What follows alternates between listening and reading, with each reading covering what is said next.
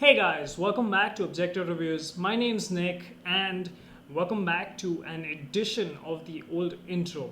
Well, in the past few weeks I've been stuck in a creative rut and doing all my accounting and finances because our financial year is about to end. And I realized that I can do a lot of that stuff on the iPad. So I tweeted about it and I got a lot of overwhelming response. But when I needed to do my mother's accounting and finances, well, I thought of doing this same process on my Mac or my Hackintosh. And what I realized is that, well, I haven't talked about my keyboard in a while. I only did the review of the Ajazz AK33 RGB, but never followed up on it. And it's been a little over a year since I've been using this keyboard, and I wanted to tell you guys about how it has matured and developed over time. So let's talk about it. Well, the very first thing that hit me is that the keycaps. Now, these aren't double shot keycaps or anything like that. They're just plain simple keycaps because after all, this is a budget mechanical keyboard. And if you haven't, by the way, checked out the review of this, well, I'll link it here. You can go check it out. So that is the very first thing that hit me, that the characters printed on the keyboard have started to smudge and slowly fade away. Now, this isn't happening for all keys, but only keys that I end up using a lot, and that's usually the S and W keys because I have been playing a lot of Age of Empires and S and W creates a new archery range. So yeah, that explains that.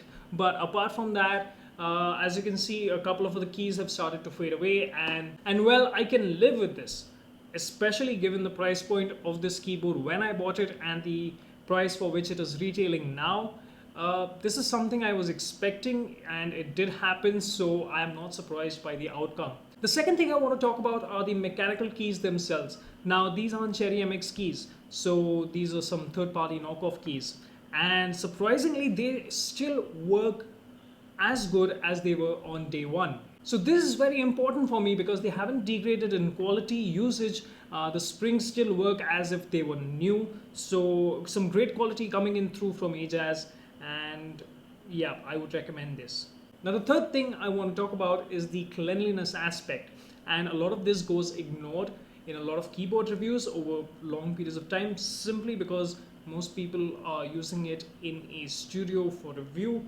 And as for me, I'm constantly using this keyboard, and what I realized is that this keyboard can, well, get very dirty. This is simply because of the amount of space that is between the key and the base of the keyboard, and considering that there's a lot of place there for a lot of junk to get collected over time, especially if you have pets like I do. I've probably found a lot of cat hair in there.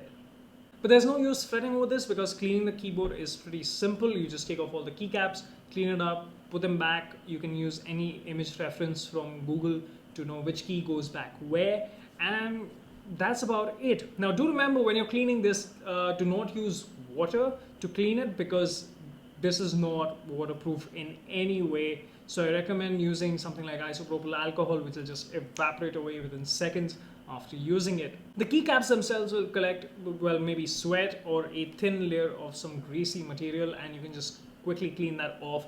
I would recommend cleaning your keyboard at least once every 2 months to keep it nice and spick and span clean, especially if it drives your OCD up the wall. Now, one thing I realized when I was cleaning this keyboard is that it has kickstands on the back which elevate the keyboard a bit so it becomes easier to use, but I never ended up using it simply because how great the keys are contoured on the keyboard itself. The contouring of the keys on this keyboard is pretty good to give you a nice typing experience no matter how you use it. But if you need some extra elevation towards the back, well, you can always open the kickstand and use it that way. And finally, let's talk about RGB.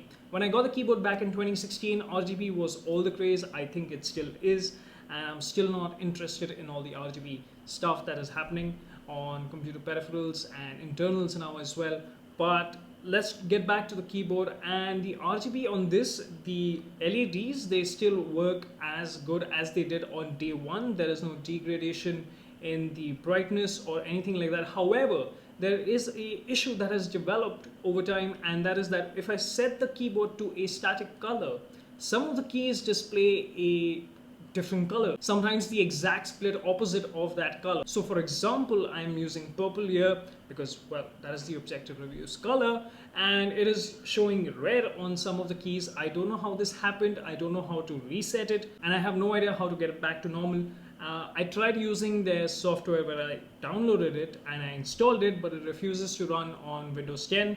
So I'm not sure how to get this solved. So if you do, leave me a comment down below and let me know and help me get out of this. Well guys, if you liked this video, which is not really a review but a long-term usage review, well, I think it's still a review.